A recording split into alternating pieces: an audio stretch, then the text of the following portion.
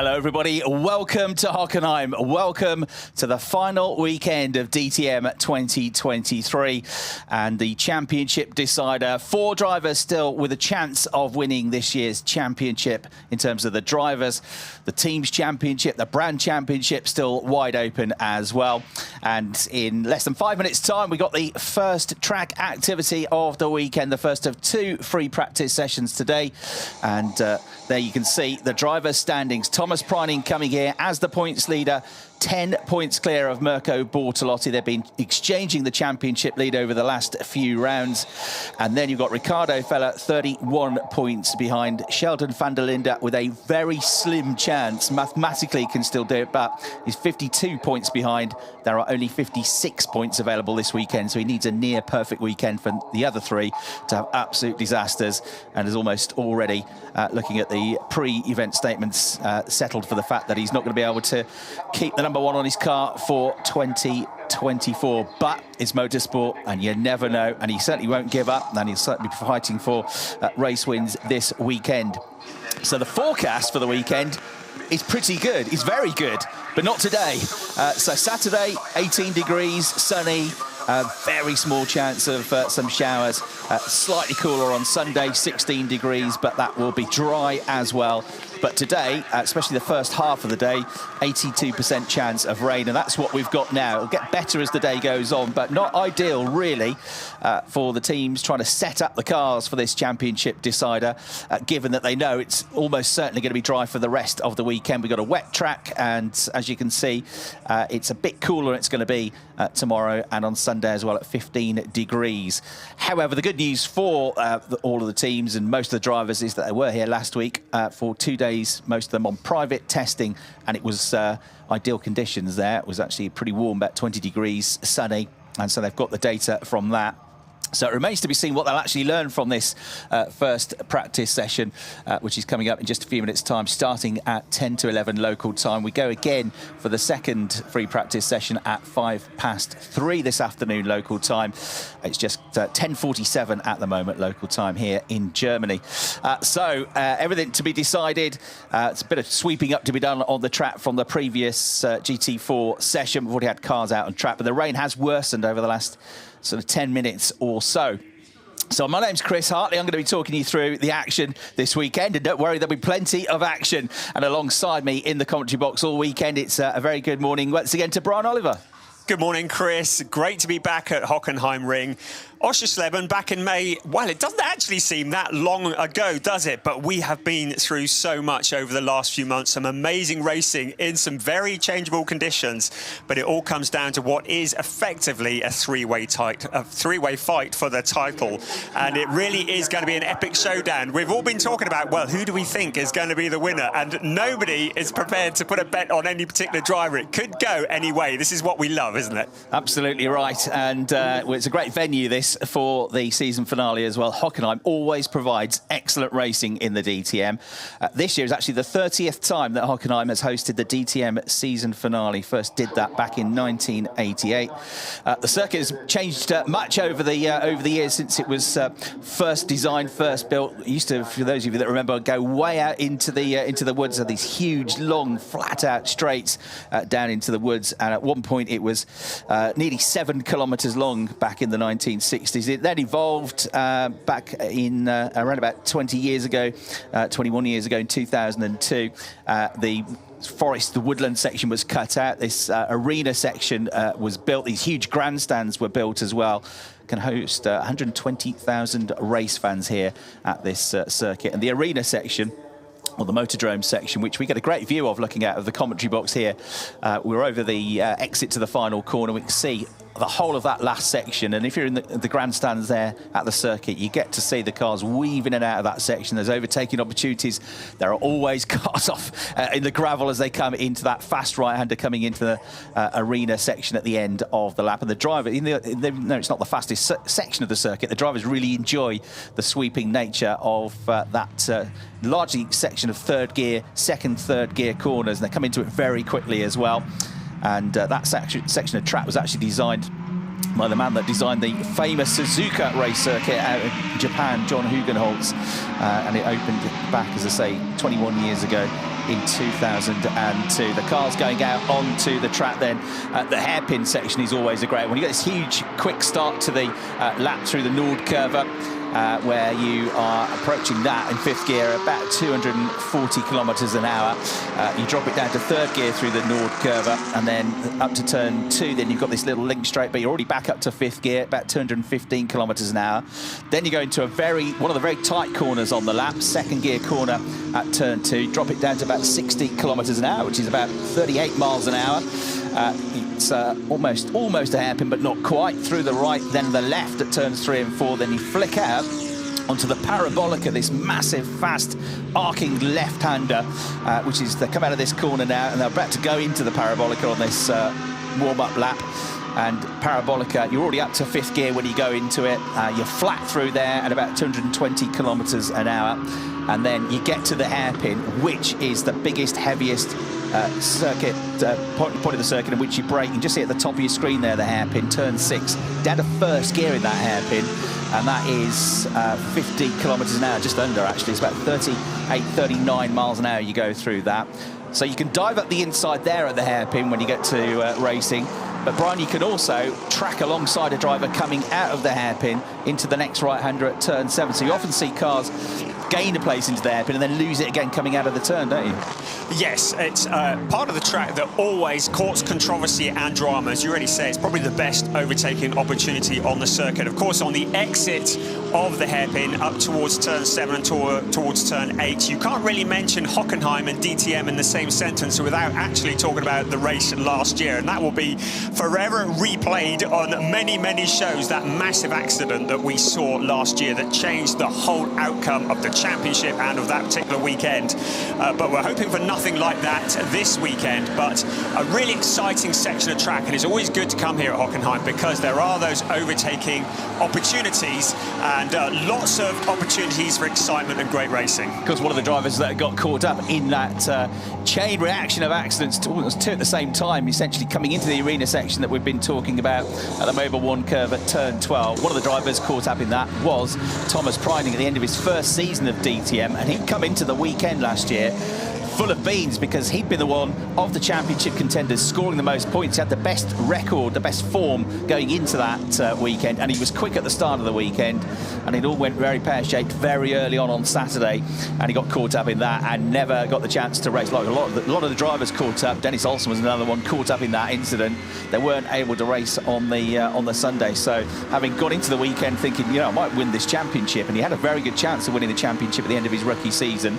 He obviously dropped down the order as a result of missing points in those last two races. But he said, you know, you wouldn't think it given what happened last year, but actually I really like Hockenheim. It's one of my favourite tracks.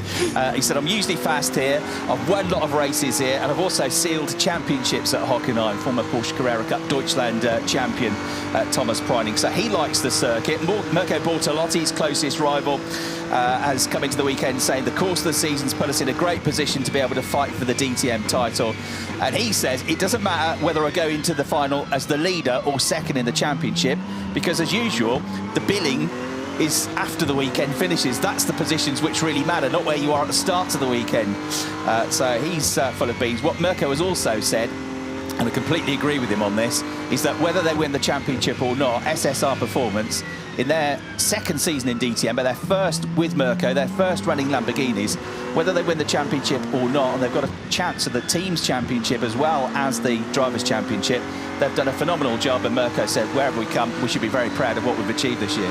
Oh, it's been phenomenal, and it's taken an entire year for me to get used to not saying SSR Performance Porsche, but they've settled into the Lamborghinis like they've been doing it forever and are looking very, very rapid. Although it's from a different team, fellow Lamborghini team, GRT Grasser, Gottfried Grasser, has said prior to this weekend he's 100% sure that Mirko Bortolotti will be champion. Well, he's clearly been down the betting shop then, hasn't he? Mirko Bortolotti, he says he's great when he's got his back to the wall and he's got nothing to lose. When the pressure's on, he really delivers. Well, we'll see whether that happens or not, but Mirko Bortolotti has settled into SSR and they have settled into Lamborghini so well. Yeah, I'm going to try and ask him this over the course of the weekend, and it might seem a weird question, but the question that I would ask him is, actually, do you prefer to be second in the championship and just a few points behind? We've got full course yellow. Yellow has come out now, so somebody's had an issue somewhere. As we look on board with Thomas Preining, so full course yellow, just as the section was starting to pick up a bit of speed. But yeah, it's interesting, isn't it, the psychology, because you're the one with everything to lose if you're in front, if you're leading the championship. Surely there's more pressure on you. On one hand, you think, yeah, well, I want the points advantage. I've got something in my pocket. You know, if you're Thomas Preining, you're 10 points clear. You don't have to beat Mirko Bortolotti. You just have to finish close behind him to win the championship. But on the other hand, you know, if you're second in the championship, you kind of got nothing to lose. You've got to go for it. You're not giving anything away if you go for it and it doesn't pay off. Yeah, I mean, it's the target. You're chasing it, aren't you? And you just think that maybe Thomas Preining is an element of looking over his shoulder, whereas Bortolotti, he's the one who's got to do the scoring to get up there to the front. And it will be kind of all caution thrown to the wind, I guess, just going for it. And we know that he is so rapid. When he's in that mindset, he takes a bit of stopping. And if I were Thomas Preining, I really would be looking over my shoulder, because there is no fiercer opponent than Mirko Bortolotti. Absolutely right. And, you know, and then there's Riccardo Feller as well, and he's definitely got nothing to lose. He said, look, we're going to be going for it. And what Abt have said, and they've still got a chance of the team's championship as well, although it's a bit harder for them. They're quite a few points behind. We'll go through that a bit later on in the broadcast. But what they've said is, look, we need to get 2 cars in front of Bortolotti and Preining. If we can get Kelvin van der Linde ahead, if we can get Riccardo Feller ahead, then Kelvin can take points away from them as well, and that can play a part. So teammates are going to come into this, and all 3 of those have got rapid teammates. You've got Dennis Olsen, who's a proven race winner in DTM, former Porsche champion. He's the teammate to Thomas Preining. Mirko Bortolotti has got somebody who won the very first round of the championship this year as a teammate from Pereira, and he's been picking up some good results of late. And there's the reason for the full course yellow. Lauren Heinrich in the Porsche in trouble. Wait, I'll try another pause. Copy. Was that powertrain? I think so, yeah. Yeah. So it's just lost power out on the circuit. For 1 second, but then it goes off again. Can someone go down there and tell Lauren Heinrich to enunciate? Again. No need to try it again.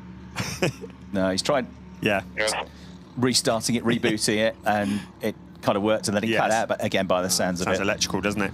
Full course yellow ending in 10 seconds, it says on the screen, and ends now. So that was with the car pulled off out of the way. Now, not ideal, this, obviously. He's losing track time. But if you're going to lose track time on a practice session, at least that practice session could be wet and not really that useful for what's coming out of the weekend. And we did wonder whether we were going to see many cars out on track at all, of course, because it has been raining reasonably hard leading up to this session, and we are expecting, as you already mentioned, a dry weekend ahead of us. So there's not a lot of data that can be gathered, added to the fact they had a test session last week as well. I would just mention, in that test session last week, Mirko Bortolotti had an accident there. He actually quite heavily damaged the front end of the car. They put a new front end on it, and he did come back to score some competitive times on the second day, but it was Mauro Engel who came out on top during that particular test session in the Mercedes AMG. Ironically, the manufacturer that's not involved in the championship at the moment, well out of the hunt. Yeah, and there was a 2-day test. Almost all the teams took part in both days. SSR, Monte, Schubert and Team Bernard were the only teams actually that booked both of the test days, but everybody took part in at least one of them. But as you'd expect, the 2 front runners in the championship, they were there for both days. Mauro Engel set the fastest time overall on the Monday with a 1:37.189. That was slightly quicker than the Tuesday quickest time, which was Thomas Preining with a 1:37.2. It's not working. I know, but they are working on it. The thing is, we shouldn't waste the session just because of a not working radio. I come to your door and then we make a decision. All right, so that's a slightly delayed team radio, because you've just seen Mirko's engineer having a chat with him. So radio's not working, but that's no reason not to go out. And yeah, well, you'd say absolutely right. So just what you don't want really when you try to get your head into be a positive frame of mind and going for a championship. You don't really want these little niggly issues. It's only a radio. It's not the end of the world, but it just it must be part of you thinks, oh, come on, it's not going to go like this weekend, is it? Actually, if his radio's not working, how come we can hear his radio? But that's a whole nother story, isn't it? Maybe not out on track, I suppose. Maybe the range is struggling when he's out on track. Sounds on my phone. Ricardo Fellow there, so we're riding on board with him, the man who has absolutely nothing to lose. And he did a great job at Red Bull Ring, didn't he? He came from 26th to 3rd place. So he's proven that he can come from behind. And he was quibbling a little bit about the GRT brake lights, the GRT Grasser brake lights. He wondered if they were deliberately coming on slightly later, and they were heavily investigated and proven to the fact that it was just a defective brake light. But Ricardo Feller, you just sense a little bit of tension there at the Red Bull Ring, but he's come into this and he's just said he's going to go for it. Yeah, I mean, that charge on the back of the field, for me, driver of the season, that was absolutely awesome from Ricardo Feller. And Ricardo coming into the weekend has said, like, sure, the gap in the championship's quite large, so we're definitely the outsiders. But in the DTM, it's so tight that anything's possible, and we want to try, ideally, to put both cars in front of Preining and Bortolotti to take points away from them. And Ricardo has also said, Hockenheim is kind of my home track. He's done a lot of running here. He said, I've always liked Hockenheim. My car felt good at the test. However, we were brutally slow on the straights compared to the competition, which is something that Audi and Abdi in particular have struggled with and said they've been struggling with all year. Now, we talked about Lamborghinis and Mirko Bortolotti. There is that magnificent gold liveried number 19 car in with its 4th different driver of the season. Christian Engelhardt aboard the Lamborghini, and sparks trailing as he went over the wet curbs there on the brakes. That's spectacular. Christian is still a Porsche contracted driver because he started the season with TopSport, won in the very first weekend at Oschersleben, dropped out after that big crash, unlucky crash he had at turn 1 at the Nürburgring. But he's been around, we've seen him pretty much every weekend since then. He's always been hovering around the paddock, and by Porsche he's been given special dispensation to drive in the Lamborghini with Grasser Racing Team this weekend. And Christian goes back to the team because he raced for them for 4 years from 2016, didn't he? Yes, when I first started talking about GT Masters, he was the teammate to Mirko Bortolotti at GRT Grasser and was very competitive indeed. In fact, he finished 2nd in the championship in 2019 with 3 wins, and he went on then to become the GT Masters champion for Porsche, SSR Performance Porsche. It's all linked together, isn't it? And that was in 2020, but he's very quick. Last time we saw him was actually at the Red Bull Ring last time out, but in GT Masters where he won in a Porsche. I think the one consistent thread through all of that is Christian Engelhardt is very, very quick. Yeah, I finished run-up in the GT Masters Championship alongside, guess who, Mirko Bortolotti in 2019. And guess where they won a race? They won at Hockenheim. So, yeah, he could be a factor. Now, of course, he's not in the same team as Mirko, but he's driving for the team that Mirko drove for last year, Gottfried Grasser's team, the Austrian team. So there he is, that magnificent gold livery, which was introduced last time out at the Red Bull Ring when Andrea Caldarelli drove the car. Now, we were told at the time that Andrea was going to do Hockenheim as well, but he is involved heavily with the prototype program, the LMDH program, so he's had to give his time over to that for Lamborghini, so he wasn't ultimately available this weekend. So they've got Christian in, proven race winner. He's had 14 wins with the Grasser Racing Team over his tenure, including the Daytona 24-hour race, which they won together. And that gold livery, striking as it is, was brought in. It's because they've got a sponsorship deal with GGMT Revolution, which is a gold trader. So you won't miss that one, even on a murky day like this. But he could play a part. And often it's the case as Dennis Olsen goes quickest in this first practice session, but with a 1:55.2, so we are getting on for 20 seconds slower than dry conditions here. It's often the case that all the focus, quite understandably, is on the championship contenders. but actually the race wins go elsewhere, don't they? Everybody else is, 90% of the field this weekend don't care about championship points. They just want to treat it like a normal weekend and get a win or get some good points. Yeah, absolutely. When you look at the fact we've had, is it 12 different winners in 14 races? Well, it shows that there's a fair chance we're going to see different winners on the podium that may not be the 1, 2, 3 in the championship. Just to mention the 4th place, we said that Sheldon van der Linde was pretty well out of it. He has, in fact, conceded the title vocally. He said his goal is on 3rd place in the championship. Yeah. So even he's been fairly realistic about this. It would take something of the proportions of last year, heaven forbid, for him to win this championship. But yes, anything can happen, and we would expect, well, there are so many drivers that could take the top step of the podium. Pretty well, any one of the 28 drivers could take the top step of the podium.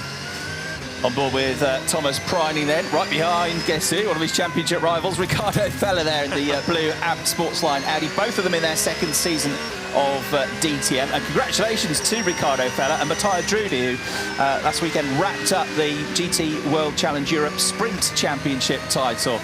Lots of DTM drivers doing double duty this season. And Marco Wittmann, 2 times a DTM champion, hasn't had the greatest season in DTM with his new team for this year, Project One, but he's finished 2nd overall in the GT World Challenge Europe Championship as well, and had several wins, including a terrific win at the Spa 24 Hours in mid-season after many, many years of trying. So congratulations to all those drivers going well there. Brian mentions that we've had 12 different race winners this season from 14 races. I've been going through the record books. The record number of different winners in a race season is 2015, and there were 14 different winners that season, so we could equal the record if we get 2 new winners this weekend. But that was from 2 more races. There are 16 races in this year's championship. There were 18 races back in 2015, so we are equal with 2017 as the most number of different race winners this year. We've had 9 different pole sitters. 2015 we had 13, but again that was from 18 different qualifying sessions, a slightly longer season back then. So Mirko Bortolotti on board with him. Still the rain coming down, not that heavily now, so it's declared a wet circuit because you can only be declared wet or dry, but it's really kind of greasy, damp circuit, I would say, at the moment, isn't it? Yes, and we've said the forecast says it's going to be dry all weekend. Of course, nothing is certain, as we all well know, and any data that the teams are collecting now may well come in use, because if we do get a shower over the weekend, and it's not completely out of the question, this could actually be a very valuable session. Kelvin van der Linde now to the top with 1:55.156, and he's one of the drivers that we may well see on the podium this weekend. He is fighting for glory for individual races, and never is Kelvin more dangerous than when he is just going for individual race wins. Yeah, he's targeted a top 6 in the championship, Kelvin, but Kelvin's also said before the weekend that we're trying to get the team's championship. If I can help the team towards that, that we found fantastic for us. If they can get a drivers' championship, that'll be their 6th drivers' championship with Ricardo Feller. Been their first champion since 2009. Into the pits comes Sheldon van der Linde. Dennis Olsen, who you're watching now, his teammate Thomas Preining right behind, is going to go quicker than he went before, and he's going to go back to the top of the times, I think, with this lap. So through he comes. No, not quite. Just misses out in that last sector. It was a personal best, but he wasn't quite as quick as Kelvin van der Linde through the last sector. So I guess back to 2nd place. Kelvin quickest with a 1:54.553. Dennis Olsen just puts in a 1:54.631, 78 thousandths slower. Thomas Preining, who's right behind him, also improved with a 1:54.679, 48 thousandths slower than his teammates, so he's 3rd. Lukas Stolz is 4th. Patrick Niederhauser in the Audi is in 5th place for a Tempto. From Pereira in the Lamborghini 6th. Angel Guen 7th. Christian Engelhardt 8th. Ricardo Feller 9th. And Sheldon van der Linde, who's just gone into the pits, is the best of the BMWs at the moment in 10th place. But looking at the timing screen, Brian, here at Hockenheim, there are a lot of cars out there setting personal best lap times now, which tells you the circuit's beginning to dry up a bit, but the curbs aren't, are they? No, it was a nice bit of drifting there from Mirko Bortolotti out the corner. It was very impressive. Not necessarily the quickest way around, but you can see a bit of a dry line appearing, and there is Kelvin van der Linde also hanging the back end out slightly. Of course, very important to collect data, important to put in at competitive times, but what they do not want to do is stick the car in the barrier, because that would put them on the back foot for the rest of the weekend. So it's always walking that fine line. You could just see how twitchy the car is. So Kelvin van der Linde, he's not hanging about, is he? He's still pushing and still remaining at the top of the timing screens. Yeah, very consistent as well. 45 thousandths of a second quicker than his own best lap time. You're on board then with the championship leader, Thomas Preining. That's Dennis Olsen. Thomas is just behind him. Just see him flashing through the back of the shot. And Dennis with the absolute best middle sector of the lap. So sector 1, just to so you understand how the lap is divided into 3, so we can follow the lap as it happens. Sector 1 takes in turns 1, 2, 3 and 4, so the exit to that tight, twisty section. And then sector 2 starts at the Parabolica, takes in the hairpin at turn 6 as Olsen goes to the top of the times now, through turn 7, through turn 8, the left, in through the Mercedes arena, turns 9 and 10, which take you out of the Mercedes arena, and it ends on that little link straight. And the last sector takes in the final arena section through Mobile 1 curve, through the Sachs curve, that famous left-hander, and the Sud curve, which brings you back out to the start-finish straight. So overall, Dennis Olsen quickest now with a 1:54.041, and nearly half a second quicker on that lap as well. Found a huge amount of time on that lap, and has just done the best, absolute best first sector. So Dennis going well, 25.318 seconds. As I say, he was one of the drivers involved in that huge crash that we had on the Saturday here at Hockenheim at the end of the DTM 2022 season. Was briefly in hospital, but I can tell you he was absolutely fine for the rest of the weekend, because he was on the dance floor on the Sunday night at the DTM after-season party and enjoying himself. So he was a bit battered and bruised, but he was pretty quickly out of that hospital after a checkup. And he's flying here from Christian Engelhardt at the moment, who goes 4th quickest with that lap. Now, Christian has, of course, previously driven Lamborghini with Grasser, as we've said, but not this version of it. This Evo 2 was brought in this year, and he said it's going to be an enormous task for me to get used to this new car in no space of time whatsoever, you know, just getting into it at the test last weekend and then this weekend. And if you're trying to get used to the nuances of a new car on what's going to be probably, almost certainly, a dry race weekend, he probably could have done without it being wet today as well, couldn't he? Yes, but as we were chatting this morning, I speculated he may well do what is known in the trade as a Maximilian Powell, and he's proven that. He's 4th at the moment. Of course, Max Powell was in that car at the Nürburgring and went and won the thing, and Christian Engelhardt has really taken to it well. In testing, he has proven to be very quick, up to speed straight away. One point just to quickly mention, 2 words, in fact, that we haven't spoken about already, and will have everybody clutching their foreheads, and that is track limits, especially into turn 1. We've had a number of cars that have been flagged for track limit infringements. We've had Dennis Olsen, Luca Engsler, also Frank Pereira, Thomas Preining, Ian Changuen, and Luca Engsler again, and that's all at turn 1. So keep an eye at turn 1. They're obviously exploring the limits at the moment, but they don't want to be exceeding track limits, especially in qualifying or indeed in the race, because a penalty would put them on the back foot. Grid position is certainly a massive issue in DTM. You need to be at the front half of the grid if you want to be on the podium, as we see one car going very wide there. That is Kelvin van der Linde. Yeah, just coming out through the right-hander at turn 7, 5th gear corner. That in the dry, they take it at 202 kilometers an hour flat through there. Not in these conditions, but even in the dry, it's so easy to get called out. It's almost a 90-degree right-hander. The amount of grip these cars have in the dry conditions through that corner is phenomenal to watch. Is Ian Changuen, now podium finisher in DTM, picking up good points of Late the Turkish driver, and on a personal best lap here at the moment in these conditions. Everybody's recorded lap times, except of course for Lauren Heinrich, who had an issue with the car which brought out a brief full course yellow earlier in the session, and it was before he set a lap time. So he's going to have to wait to free practice to get out there. Arjun Maini, who had a rotten first half of the season, but has started to pick up some good points of late, the last couple of rounds. So Arjun Maini getting back to the sort of form that we've had. His issue, he said to me, all season long has been getting the tyres up to temperature in qualifying. That's something generally the Mercedes struggle with. And his team in particular, and Arjun in particular, have struggled with that. So, look, our race pace has always been pretty good, but we've been starting too far down the grid, had too far to get through the order, and you get caught up in accidents if you're in the midfield or further down the pack.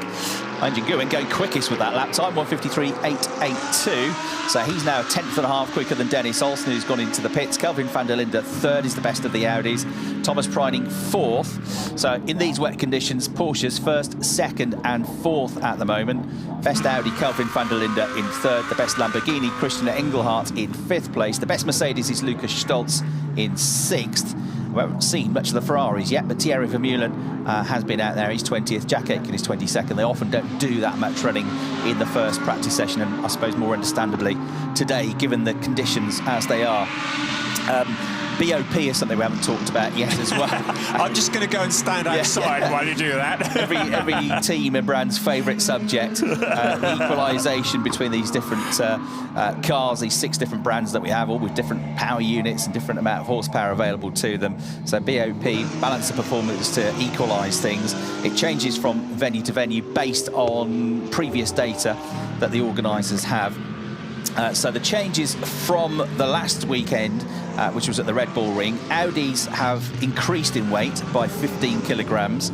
BMWs have lightened by 25 kilograms. Oh, Anjan Nguyen finds the gravel trap and goes out wide. So that often happens, doesn't it? Just after your fastest lap, you get it slightly wrong on the next lap. That was through the Mobil 1 curve. I can see him opposite the commentary box. He's rejoined and he's okay now. And that's how far you can push it. Yeah. He's now discovered where the line is. It's there. Yeah, he come up to Tim Heinemann and he was flashing his headlights saying, "Come, get out of the way, Tim," and then missed the apex of the corner. So Anjan Nguyen going off the road through the gravel trap. And he won't be the last one to do that this weekend. It often happens on the exit to turn 12, the Mobil 1 curve, which in the dry, again, it's a very quick third gear corner that. They go into it at 205 kilometres an hour. They're through it still at about 159 kilometres an hour. These Audis are dancing all over the curves, aren't they? That's for sure.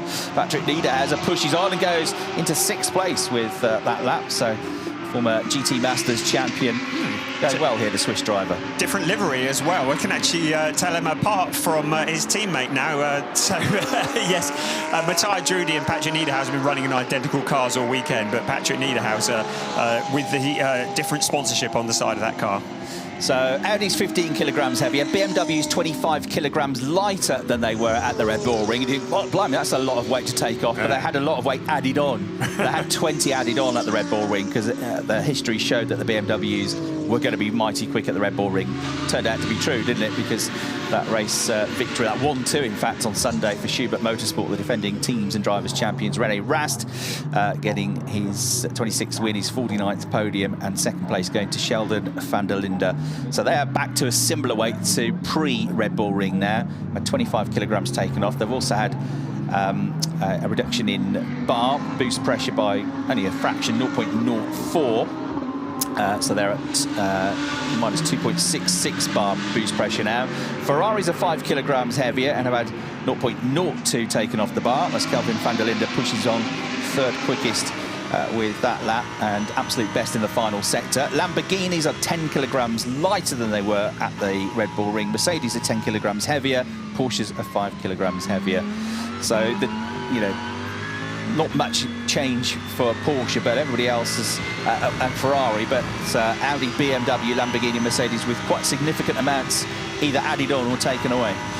Do you know how they can tell they've got it right? Because every single team is moaning about it. So that means they've probably got it spot on. There isn't a single team that's gone, do you know what, the BOP is about right?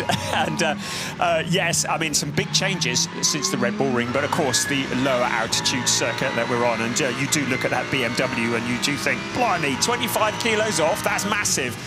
But they are traditionally so strong at the Red Bull Ring.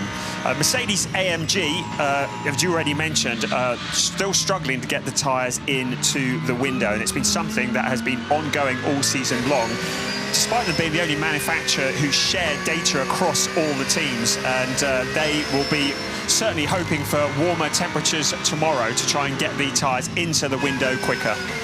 Thomas Preining practising overtaking Ricardo Feller again for the 2nd time today. So those two battle away. They're just coming into the Sachs curve. We can see them opposite the commentary box.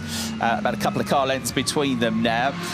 So just a bit of psychological advantage there. I'm coming through. I'm coming past you. I'm quicker than you. I'm the championship leader, says Thomas Preining. No, it's damp. I know it's wet, but and just showing you a clean pair of heels. He's just able to get the power down that little bit quicker, isn't he, as they come out of the sub curve of the final turn on this 17 turn. Lap 4.574 kilometres in length for Hockenheim these days, Hockenheimring, and we are just a stone's throw, just outside of the town itself at Hockenheim, which is about 90 kilometres south of Frankfurt, the nearest biggest city. So we are pretty much in central Germany here. On board with Preining then after that move. Kelvin van der Linde comes through to complete another lap. And so Engine Guen, Porsche, Mirko Bortolotti now second. He snuck through into the 154s now. So Bortolotti second, he's the highest placed of the championship contenders. Kelvin van der Linde third, Dennis Olsen fourth, Thomas Preining fifth, Patrick Niederhauser into the pits now sixth. Arjen Marnie's just come up to seventh, he's the best Mercedes. Sheldon van der Linde is in the pits, eighth, Christian Engelhardt, Lucas Stoltz rounding out the top 10. So Thomas Preining's record here, well, in DTM, he's only had one weekend, and he hasn't scored a point here yet because he was involved in that huge crash last year alongside various other drivers. Dennis Olsen, whose engine ended up laid on the track, and David Schumacher, to name but a few. And so he's had a retirement and a non-start so far in DTM, but he won in the Porsche Carrera Cup Deutschland here in 2017. He won 2 races in 2018, and he's also been on the podium in the ADAC Formula 4 Championship back in his single-seater days back in 2016. So again, last year not great, but he has got a good record here elsewhere. Mirko Bortolotti, his best result last year wasn't great either, 7th place last year, so that will be a bit of a concern, albeit with a different team in a different Evolution, the Evo 1 version of the Lamborghini. But he didn't get on the podium here in his first season of DTM, but he's won here in GT Masters in 2019 and 2021, and got a podium in 2020 as well, so he's got a pretty good record here as well. Ricardo Feller, his best result here last year was a 12th, and his first weekend at Hockenheim in DTM. And he's not won here, so he's been second in GT Masters 3 times, but he's never won a race here in one of the major championships. And then, albeit he's got only the slimmest of chances of the championship, but Sheldon van der Linde second here last year and third on the podium, both races to seal the championship. There was a driver that coped very well with the pressure of being the points leader coming into a final weekend of the season last year. Mirko Bortolotti is the hunter this year. For much of the season, first half of the season, he's been the championship leader, but it's been nip and tuck for the last few rounds between him and Thomas Preining, hasn't it? Yeah, he said earlier in the season he wished the season was 20 races long, or 20 weekends long. Well, he could do with a couple more weekends just to try and close that gap up, really, but he's got to do it all this weekend. And, well, 10 points, it's so easy. All we're going to need is one of the championship contenders to record a non-finish, to get involved in an incident somewhere along the way, and that will turn it all on its head again. We're riding on board with Mirko Bortolotti. Is he back into the pits? He looks like he's just cruising at the moment. Yeah, he's just coming towards the end of the lap. There's a man we haven't spoken about yet, a 3 times champion and a driver who finally took his first win of the year. Who thought we'd wait until round 7 before René Rast finally got to the top step of the podium? But he's finally really getting to grips with that BMW, isn't he? He's starting to look very competitive, having had a career with Audi, switching to BMW. It's taken a little while to adapt, but now he's looking very competitive, and already I think he's probably rubbing his hands together, getting ready for the 2024 season in that. Well, in terms of the form, over the last 2 race weekends at Sachsenring and Red Bull Ring, he's third. So Thomas Preining has scored the most points over the last 2 weekends with 59. Lucas Stoltz has scored 58, and René Rast has scored 57. So, yeah, right up there. But he missed around at the start of the season with his Formula E commitments, and he's had bad luck here and there as well. Remember the wheel coming off the car first weekend at Oschersleben when he was in top 6 position. But he's beginning to move up the championship table. In terms of the others in the championship fight, well, Thomas Preining scored 59 points. Ricardo Feller has only scored 40 over the last 2 weekends, so he's lost 19 to the championship leader. And Mirko Bortolotti, out of the top 3, has scored the fewest points over the last 2 weekends with 42. That makes for interesting reading, doesn't it? We look at that from the last 2 events, and you can see who is currently on the crest of a wave, and it still very much points to Thomas Preining, doesn't it? Yeah, almost exactly the same as last year. He was the one that came into this event, you know, with the best form. So only the one win this year. That was at the Hockenheimring. That was a move and a half, wasn't it, down the inside of the hairpin to take the win away from René Rast. But if it boils down to, you know, wins the championship by 5 points, which is what he gained with that move, you know, might look back at that and go, I'm glad I went for it now, because if he wins the championship by 4 or 5 points, that he might look back at moments like that and think, yeah, I'm glad I took the ball by the horns there and went for it. It was a risky move, but I got the win, got 25 points instead of 20. But yeah, he picked up a second at the Sachsenring, a third at the Red Bull Ring, and a fourth of the 6. So he's been in the top 6 in each of the last 4, actually each of the last 5 races, if you include the Lausitzring. Mirko Bortolotti has had more wins. He's had 2 out of the last 3 weekends, one at Lausitzring, one at Sachsenring. But Red Bull Ring was a poor weekend, wasn't it? 9th and then, well, 21st when he had damage to the car, came in right at the start of the race, repaired a puncture, was, you know, the best part of a lap down for the whole race, and then there was no safety car to get him back in the fight, really. That was the killer for him. And of course, he will be looking back to the Nürburgring as well, where he didn't even start the second race of the weekend, and that has really hurt him hard, because ifs, buts, maybes, but you think, well, had he finished that race in the points, it might be an entirely different story coming into the final race. But every driver has their tragic story to tell. Yeah, I mean, even Thomas Preining, who's been in the points in every race, Thomas will go, hang on a minute, I should have won the race at Oschersleben, and then the team made an error in the pit stop, had to go through the penalty box, so I finished 3rd. He had that race, what was that? Lausitzring, wasn't it, where he had to go through the penalty box 3 times for an incident which dropped him down the order. Here we go, riding over the curbs and then some for Kelvin van der Linde. Track limits come up on the screen, there's a surprise. Yeah, it's a bit less deliberate though in the wet, isn't it, where the car is just understeering off. But you make the point about track limits at turn 1, it's always turn 1, isn't it? And the reason is, what is there beyond the curb? Is there a gravel trap? Is there a brick wall? No, there's a huge amount of tarmac, so you can go wide there, can't you? And you get a good run out of turn 1. You are then flat out into turn 2 and around to the parabolica, so a good run out of turn 1 really does give you an advantage into what would be the best overtaking spot in the circuit, which is the hairpin. Thomas Preining practices overtaking again, or does he? Alessio Deleda comes back at him here. So they're still side by side as they come into the Sachs curve, and the Lamborghini just ahead now. Alessio Deleda goes a bit wider than the number 6 car. He's only set a few lap times as Alessio. It's not that much running in the session compared to some of them. But Thomas Preining finding it hard to get past him. And behind the pair of them is Ricardo Feller, who's caught back up a bit to Thomas Preining now, but he bails for the pit lane. So he goes into the pits, coming out of the sub-curve to start a new lap. Flashing his headlights now, as you can see as he comes past the commentary box, is Thomas Preining. He's going to dive down the inside. Is he here? No, not the Nord curver. So being a bit frustrated here by Alessio, who thuds the curves on the way through that right-hander at turn 1. Here's this link straight down towards turn 2, and off they go again. Interesting to note as well that Dennis Olsen was behind Thomas Preining. So those 2 teammates for Manthey EMA have both been together in all the sessions. So there's clearly a plan to try and work together this weekend as Kelvin van der Linde goes back to the top of the times with a 1:53.499. Absolute best 3rd sector. Looking back now from Thomas Preining, who has found a way past Alessio Deleda, and there is his teammate in the green Manthey EMA Porsche. This joint venture between the EMA team in Australia, Melbourne, and Manthey, who come into the championship, back into the championship after 20 years away, looking for their first team's championship title. Yes, team orders, of course, not permitted in DTM, but that doesn't mean that a driver cannot choose to help his teammates. He's just not allowed to be asked to do it by the team. But Dennis Olsen will be aware of the championship position and will be doing whatever he can to, A, help to get the team championship points in, but also to help Thomas Preining. And the question was raised by me on Sunday last time at the Red Bull Ring. Will René Rast choose to let Sheldon van der Linde through for the win and give him another 5 points? Not a chance. The answer was no, he won't. So I suppose if the championship maybe had been a bit close, I mean, even if he won the race, he'd have been 47 points behind with 56 available, so it still would have been slim. But Sheldon's actually got on record and said, look, team orders was never on the cards for me. I don't believe in it. So that was pretty honest of Sheldon, pretty straight as you always get with the South African. So all eyes on Thomas Preining.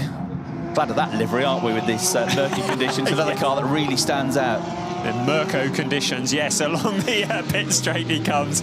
And interesting, a lot of the drivers have been out the full session, just going round and round. There are just 2 cars, obviously Hockenheimring that only completed 1 lap before he retired. Also Sandra Holzem, he's only done 7 laps. But everybody else has done in the region of about 14, 15 laps, with the exception of Calvin van der Linde, who's done 18 laps. So he's been chonking away out there pretty well for the whole session.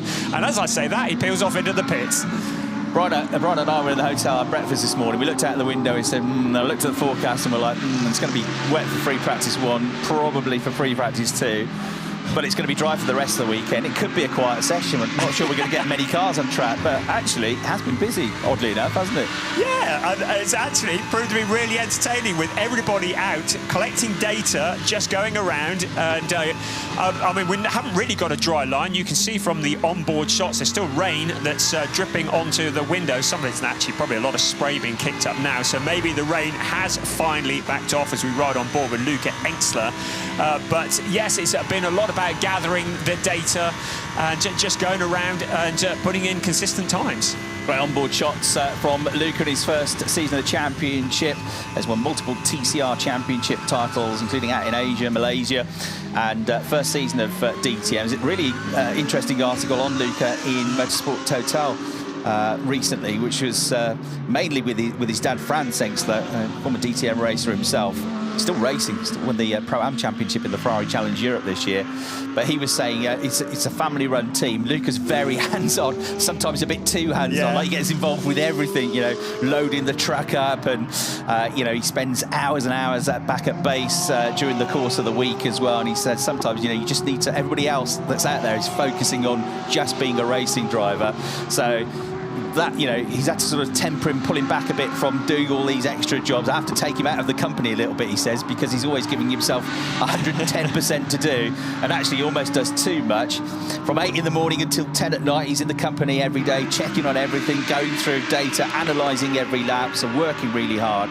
But what he has said is actually, on the other side, on the flip side, it's great for a racing driver to understand everything that the rest of the team do. As we've got off the road the number 40 Matteo Drudi Audi, which drags it back on. That was coming out once again, coming through the right-hander, coming into the final arena section at turn 12, the Mobile 1 curve up, which has caught a few drivers out, so he gets back on with no dramas. But he said, yeah, it's good for a driver to understand, you know, what everybody else in the team has to go through and have a greater appreciation of that in terms of building team spirit and, you know, being able to work with the team going forwards. Yeah, I mean, he says that he's not above any job, whether it's cleaning the toilets or loading the trucks, which is wonderful. And he actually appreciates how backbreaking it really is to load the trucks up. And isn't that great for the other team members, though, to see the driver who could be a complete diva and sit in the motorhome and demand drinks or whatever, but no, he's out there getting his hands dirty, as you say, 24/7 sometimes, and that's a great motivator for the rest of the team.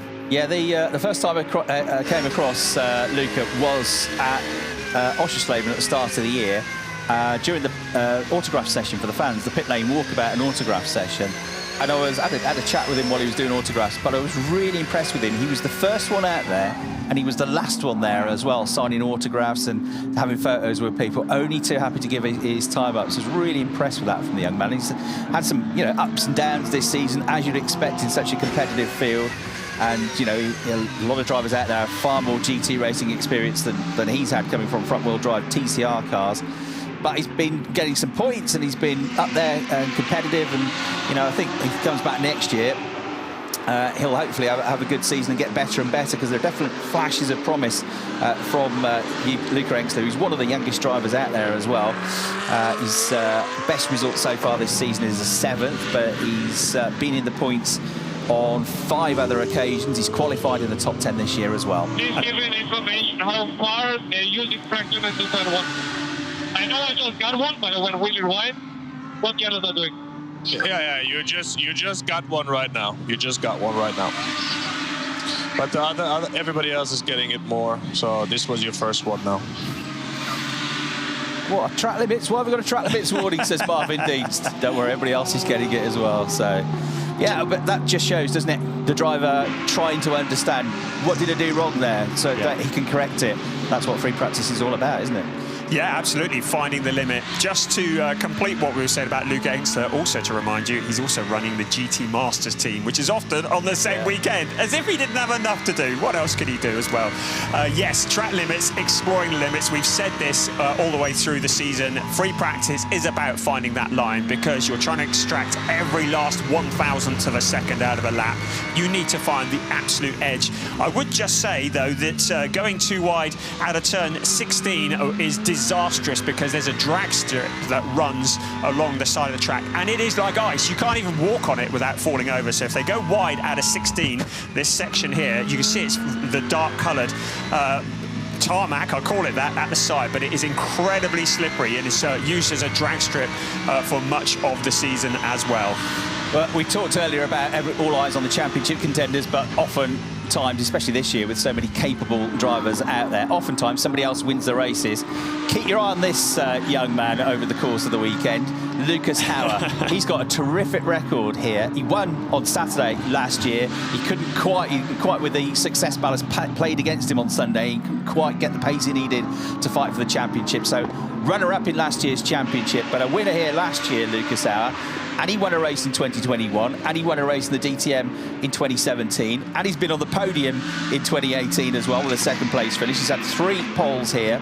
So he's got a great record here, and we know he's been going well. He's actually one of the first to take the checkered flag, and he's just improved up to 5th place. Ricardo Feller improving as well towards the end of the session to go into 7th place. Maybe that track, the rain came and went during the session. It's still coming down, but definitely drivers out there finding a bit more grip, a bit more pace towards the end of the session. Hockenheimring has just done the absolute best middle sector, so he's been up there all the way through the session. He's 4th quickest at the moment, behind Kelvin van der Linde, Thomas Preining and Dennis Olsen, but he might be about to improve. He did a very good first sector as well. So he's looking to find just under 4/10 of a second to go to the top of the times. It certainly looks like he's going to improve his own time and get up there. Whether it'll be fastest or not, we'll find out momentarily. He goes over the line. He stays 4th, 0.383 seconds adrift.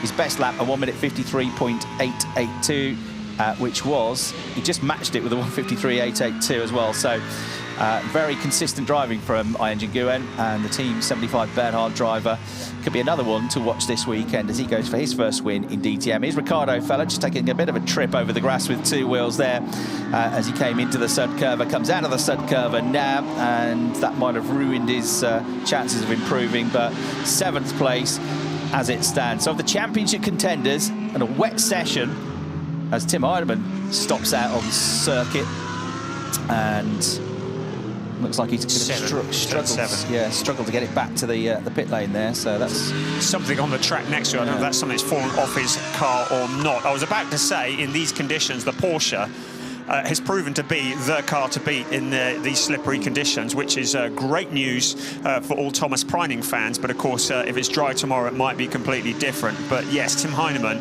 I don't know if something's broken. It doesn't look like he's connected with the barrier, but he's exiting the car. So, oh no, that's not him. That's Thomas Preining exiting the car. In the right place, in the garage, yeah. Yes, yes, I think Heinemann, it looks like it might be a mechanical issue. Yeah, session starts as it ends with the Porsche struggling on track and course yellows, and then right at the end of the session anyway. So of the championship contenders, Thomas Preining, the points leader, was the quickest in that session. He was 2nd overall. Mirko Bortolotti's nearest rival was 6th. Ricardo Feller, 3rd in the championship, was 8th, and Sheldon van der Linde, it was a very slim chance, still 14th place, but Kelvin van der Linde at the top of the times will be good news for Ricardo Feller. But it's all with a massive caveat across it, because we're not expecting these conditions over the course of the weekend on Saturday and Sunday. We're expecting it to be dry, looking at the forecast, so it might all be of the moment rather than having any real meaning. But Kelvin van der Linde looking good. The Porsche's definitely looking good, but we'll see what they're like when we get to dry running, whether that's later today or whether we have to wait till tomorrow morning to get a dry track. Who knows? And also on the screen it says the driver and the team manager for car number 6 requested to race control after the session. That's Alessio Deleda. That might be something to do with the fact that he was proving quite difficult to overtake for Thomas Preining for much of that session, wasn't it? Yes, discussions to be had there, and a little trip to the stewards box. So I can't imagine there'll be anything that might result in a penalty. Hopefully not, but yes. A small reminder that Alessio De Leda is teammates to Mirko Bortolotti. Oh! Who is fighting Thomas Priding. I don't know what you're implying there. I don't know what you're implying. Who knows? Anyway, go and wind him up if you can. All right, I'll do my best. Off he goes.